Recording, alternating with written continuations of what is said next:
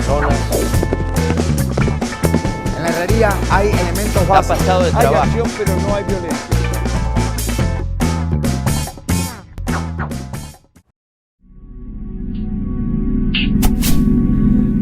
En este programa conoceremos algunos aspectos del lenguaje ECUS y para entender este lenguaje equino se toman en consideración varios tipos de señas, las posturas corporales, los movimientos de cabeza, los movimientos de la cola y los sonidos que los caballos emiten. Todo esto facilita el aprendizaje al observar el comportamiento comunicativo entre caballos. También conocimos un caso de un burro miniatura, el cual durante su desarrollo adquirió un problema de conformación, debido a que raspaba permanentemente el suelo del lugar donde se encontraba, generando una lesión que no le permite caminar de forma correcta. Y hoy, en Código Equino, les mostraré cómo con un acrílico se logró dar ayuda a esta lesión en sus extremidades. Acompáñenme entonces en este capítulo de Código Equino.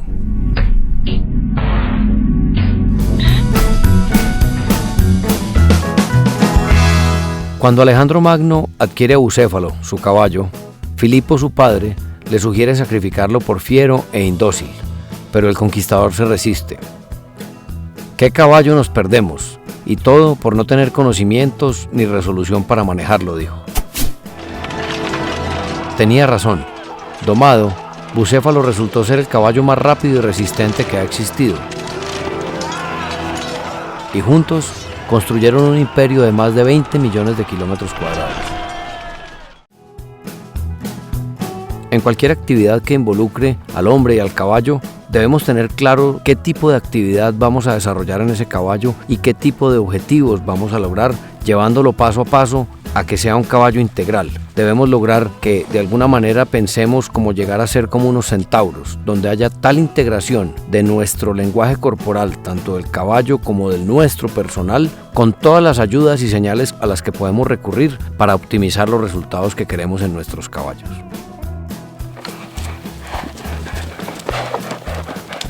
Existe un verdadero lenguaje que permite comunicarse y entendernos con el caballo. Este es el lenguaje ECUS. Y para conocer algunos aspectos de este, hablamos con Jaime Taborda, conocedor de este lenguaje, quien comenzó desde los 8 años en el mundo de los caballos, que además nos contará un poco de su trayectoria. Mi experiencia se basa más que todo en el comportamiento de los caballos y aplicando la observación de lo normal para poder entender lo que podría llegar a ser anormal, lo que podría llegar a ser inapropiado. Podríamos traducirlo de una manera fácil si podemos llegar a conocer un poquito más el caballo. Las conductas de los caballos leídas en un medio natural o salvaje, no controlado ni de laboratorio ni mucho menos de pesebrera, podría ayudarnos a entender cuál es la conducta normal para poder clasificar o calificar cuáles son las conductas anormales del caballo. De ahí partiríamos de pronto a tener un escenario más propio para eso que se conoce como bienestar. Yo creo que la inspiración fue en un cumpleaños cuando tenía como 8 años que me regalaron una potranca y fue bien marcado para mí ese momento, entonces pienso yo que desde ahí me inicié, aunque ya mi abuelo tenía también su interés por los caballos y mi papá también. Creo que fue desde ahí. Tengo una fijación con los caballos y considero que son un animal maravilloso y creo que tenemos una deuda impagable con ellos y el poder estar cerca a través de nivel académico y enseñarle a la gente que hay otras maneras de manejarlos que podrían ayudarle al caballo a que el trato sea mejor es lo que más me jala. Cuando me preguntan qué debemos tener nosotros presentes a la hora de manejar caballos, yo diría que lo que hay que hacer es prepararnos de manera académica para poder enfrentar la producción y esa sería una forma muy amable y un poquito más correcta de hacer que el sufrimiento en el caballo se reduzca. Los caballos son un símbolo de poder, me imagino que eso podría significar para muchas personas también estar con ellos, pero hay algo más. Los caballos en la producción mundial han marcado un capítulo tremendamente importante en la vida nuestra y creo yo de que el estar con un animal que es capaz de hacer tantas cosas y es tan versátil podría justificar la idea de estar con ellos además de su gran belleza.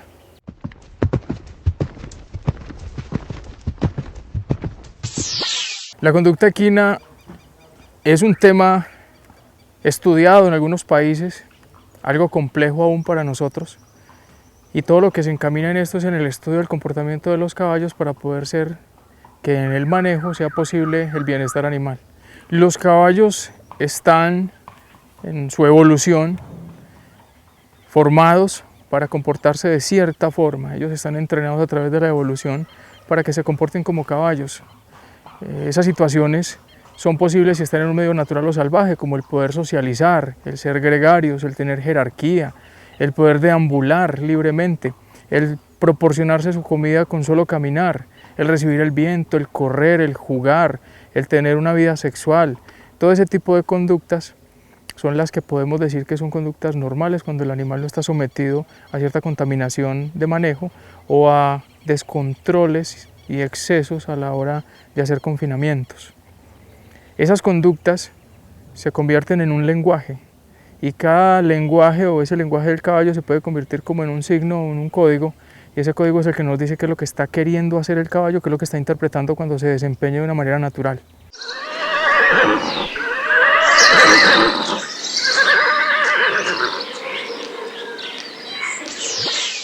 Las conductas de los caballos, si nos referimos a conductas normales, es bueno tener presente que se llama normal a lo que no se sale del promedio, pero ese promedio visto desde una observación hecha con el caballo en un medio natural. Las conductas anormales es cuando ya se salen de ese promedio. La mayoría de personas confunden las conductas anormales con las conductas inapropiadas o con las estereotipias. La conducta debe ser leída no solo por quien considere a capricho de que es una conducta inapropiada, sino que debe ser leída desde el punto de vista de lo normal para poder calificarse si es anormal. La conducta podría llamarse anormal y adicional a eso, dentro de las anormales podríamos decir que hay conductas estereotipadas, hay conductas vacías o hay conductas redirigidas. El problema aquí sería la poca observación de cada una de las conductas, de individualizar cada conducta y poder saber a qué estamos enfrentando cuando decimos que es inapropiada, es estereotipada o es vacía o redirigida.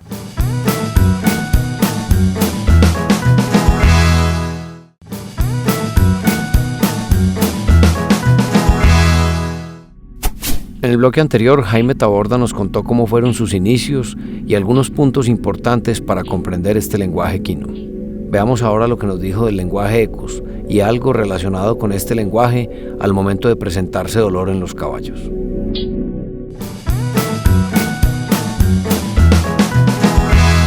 El lenguaje equus como tal son todos los gestos, posiciones o sonidos que genera un caballo para poder comunicarse con sus semejantes. De hecho, podríamos pensar por algunas personas de que el caballo solo relincha. Algunos más avesados podrían decir que relincha y resopla, pero no. Existen 7 relinchos, cada relincho traduce algo, y lo eso de la traducción es tratar de convertir cada uno de esos sonidos, gestos o posiciones en algo que quiere decir el caballo, pasarlo como nuestro lenguaje y poder entender más fácilmente el caballo.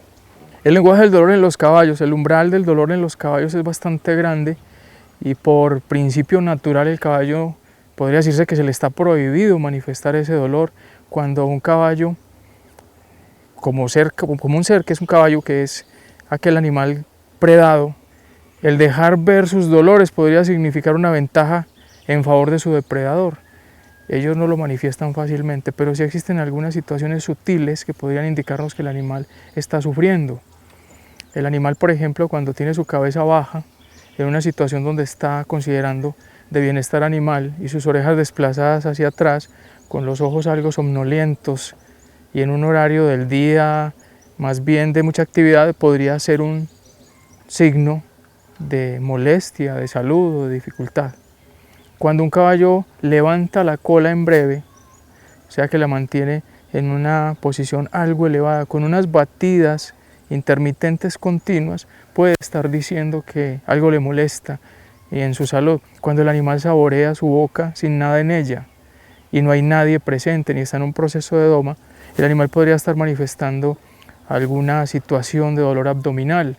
El jugar con el agua y no beberla, el mirar su vientre de cualquiera de los lados, el intentar echarse y no hacerlo, el hacer pujidos o retozamientos largos, podría significar que es un lenguaje de dolor. Las zonas o los gestos del caballo para poder manifestar si tienen alguna molestia o dolor sí es más fácil para quien está muy presente con el caballo o para quien conoce su caballo, porque el cambio de conducta es notorio en quienes hemos estado cerca a cierto caballo o a varios caballos. Para las personas que no tienen mucha frecuencia, mucha cercanía con los caballos, recomiendo hacer una observación tranquila, una observación pausada y responsable de cómo es el caballo normalmente y qué está encontrando distinto. El recorrido para esta observación se recomienda que sea de cabeza a cola, de lomo a cabos. O sea, cabeza, cuello, dorso, grupa, pecho, vientre y aplomos.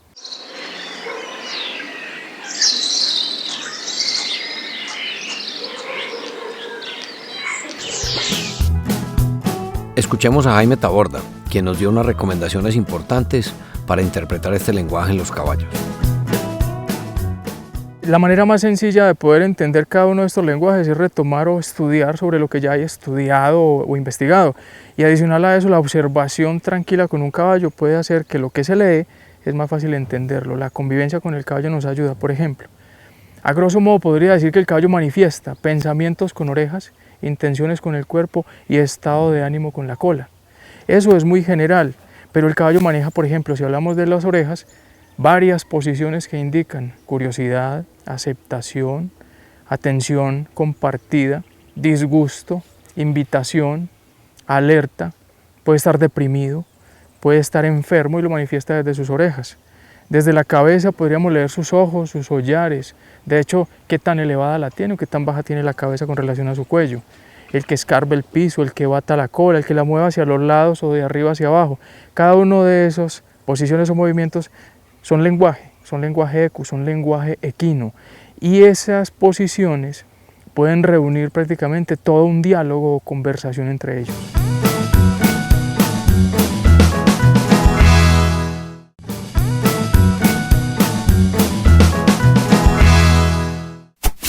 Ya conocimos a Jaime Taborda, quien nos dio algunos puntos de vista para tener en cuenta y comprender e interpretar el lenguaje en los caballos. Ahora veremos el caso de un burro miniatura, que tiene problemas en los cascos de sus miembros anteriores. A este burro se le aplicó un acrílico que le ayudará a mejorar esta patología. Veamos entonces todo este procedimiento.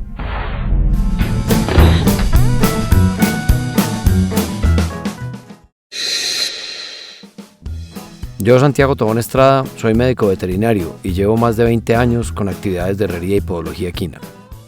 Bueno, aquí tenemos un burro miniatura hoy con una contracción de flexores. Es un problema que adquirió en su desarrollo por estar en una superficie que no generaba mucho desgaste.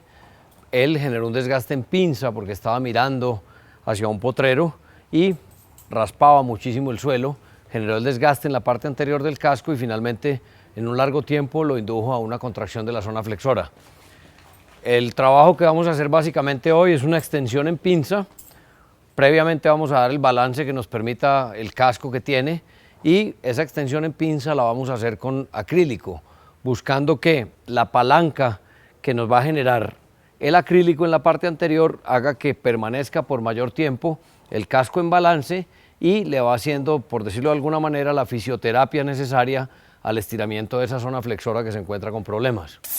Cuando tanto en la estación de pie como al caminar en diferentes superficies permanece, digamos, la pisada en pinza o el apoyo en la parte anterior del casco que tiene en este momento el burro, es importante evaluarlo para determinar si es un fenómeno congénito o si es un fenómeno adquirido y saber si lo vamos a trabajar simplemente con soporte sobre el casco o si vamos a recurrir a alguna opción quirúrgica como solución al problema que presenta. Inicialmente lo que vamos a hacer es aplomar o recortar adecuadamente el casco. Los trastornos anatómicos son múltiples y adicional a eso, como un hallazgo complementario a la patología, tiene una piedra incrustada en la ranilla completamente. Los cuerpos extraños simplemente los retiramos del fondo del pie. Esa piedra venía comprimiendo el tejido y alteró la anatomía tanto de la ranilla como levemente de la suela en un punto supremamente incómodo. Continuamos entonces con el aseo de la superficie de apoyo. Los conceptos de balance de los cascos son lo mismo en asnales, mulares y caballos de todas las razas. Entonces lo primero que hacemos es tratar de normalizar la anatomía, buscando que las estructuras del pie del burro, que es el paciente en este instante, trabajen a su anatomía, a su función normal, a su fisiología normal.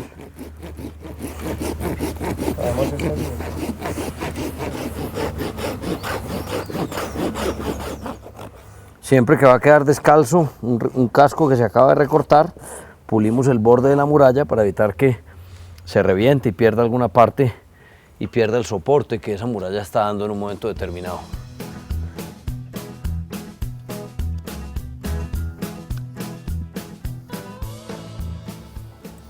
Vamos a ver entonces con ese recorte de casco qué tanto nos mejora el apoyo.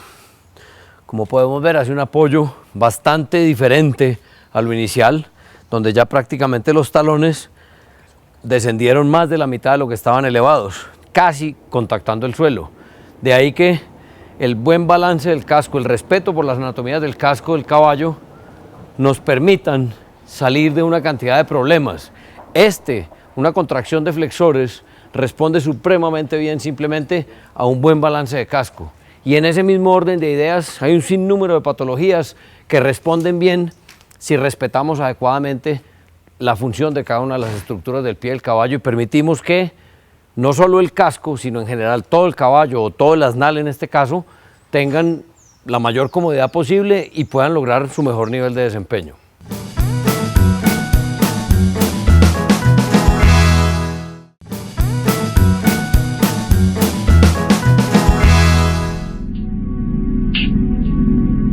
Ya hemos visto parte del caso del burro miniatura, conocimos el porqué de su estado actual. Continuemos ahora con este proceso para tratar de arreglarlo y veamos la aplicación del acrílico en sus cascos.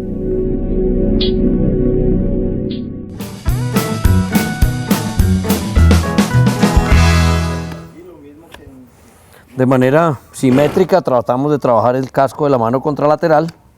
Siempre la prioridad será lograr, ojalá, la anatomía, que la acerquemos a lo más normal posible, a lo ideal.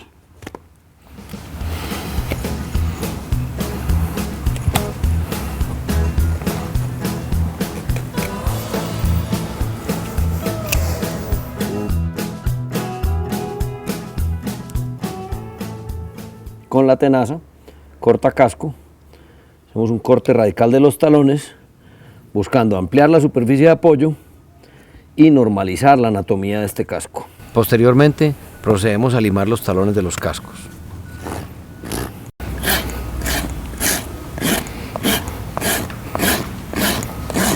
Este manejo que le estamos haciendo hoy a la conformación, a esta patología que presenta este burro, es un manejo muy frecuente en potros que nacen con contracción de la zona flexora. Vamos a ver qué tanto relaja la estructura al haber bajado los talones y podemos comparar entonces de pronto con la imagen inicial. Bueno, entonces para poder proceder a la aplicación del acrílico necesitamos limpiar de la mejor manera la parte delantera del casco, la muralla.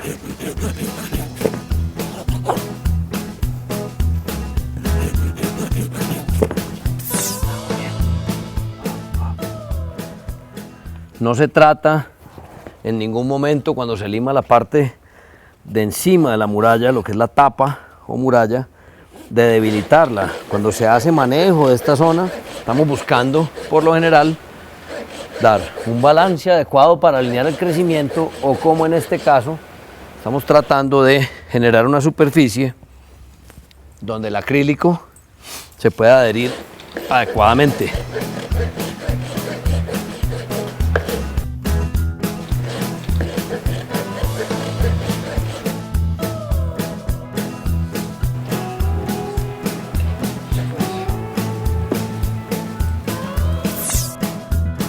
Vamos.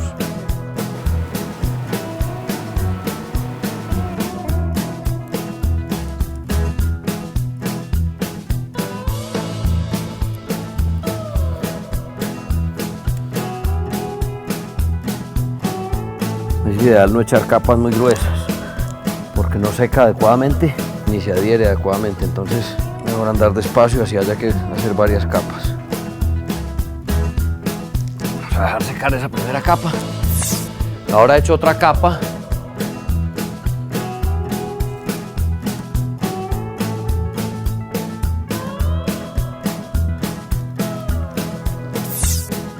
Luego tocamos el acrílico para ver a qué temperatura se encuentra. Entre más caliente esté, la reacción será más eficiente y habrá un mejor resultado.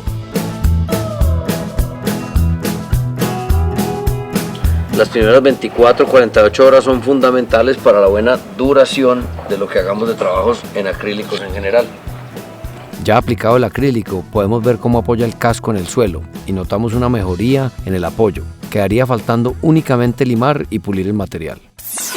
Procedemos a limar el acrílico para pulir un poco y darle mejor forma. Y así es como quedarían los cascos luego de aplicar el material y limar las murallas. Después de realizar el recorte del casco y generando el soporte en la pinza de los miembros anteriores de este burro miniatura, podemos apreciar que primero no se generó dolor, aunque el cambio de ángulo podría haber generado un poco de dolor. Y segundo, cómo al caminar los talones ya contactan con el suelo y ese soporte va a generar una tracción en la pinza, estirando la zona flexora y buscando que este burro corrija su problema de conformación adquirido, como lo habíamos dicho inicialmente. Esta es una alternativa no muy costosa, bastante eficiente a nivel biomecánico y que permite que este burro tenga un futuro más útil como reproductor.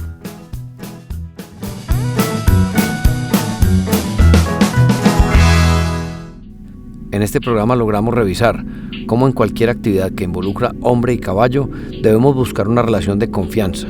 Los temas de imposición y liderazgo de alguna manera no son correctos. Se necesita buscar una empatía entre la inteligencia humana y la equina y que ambos se entiendan como un solo ser a través del cuerpo y las señales para que obtengamos los mejores resultados. Además vimos lo importante que es realizar labores de podología con las herramientas, con el conocimiento y con el profesionalismo que estas labores requieren y principalmente sentir pasión por lo que se está realizando en el momento, porque solo así podemos lograr un mejor desempeño en los animales y con todo lo anterior vamos a lograr mejorar su bienestar. Yo soy Santiago Tobón y los espero en otro Código Equino.